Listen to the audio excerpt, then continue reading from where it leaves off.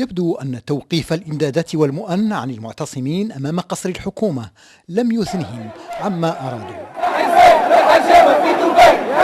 ها هي الشرطة تستخدم ضدهم وسائل القمع من جديد، هراوات ومسيلات دموع.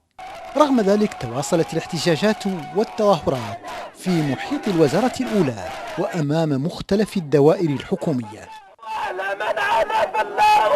مسيرات المحتجين جابت كذلك مختلف الشوارع الرئيسة في تونس. وفي مسعى لتهدئة الغليان أعلن وزير العدل التونسي الأزهر القروي الشابي عن إصدار مذكرة توقيف دولية ضد الرئيس المخلوع زين العابدين بن علي، وأكد أن جل المشتبه في تورطهم في الفساد وسفك الدماء هم الآن رهن الاعتقال على ذمة التحقيق. المرأة التي ذكرتها والتي اعتدت على المرحوم بوعزيزي هي رهن التحقيق وبحالة إيقاف.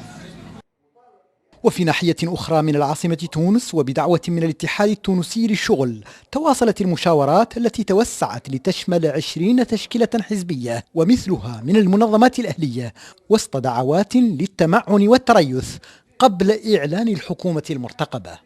اتصلنا برئيس الحكومة وطالبناه بالتريث قبل أن يعلن عن التشكيلة الجديدة لتمكيننا من تعميق التشاور ولتوسيع دائرة التشاور ومن أجل ضمان شروط إرجاع الهدوء إلى الشارع. عادت الحياة تقريبا إلى طبيعتها في تونس، لكن المواطن التونسي ما يزال ينتظر عودة حقوقه ومحاسبة جلاديه. محمد عبد الله منين، العالم، تونس.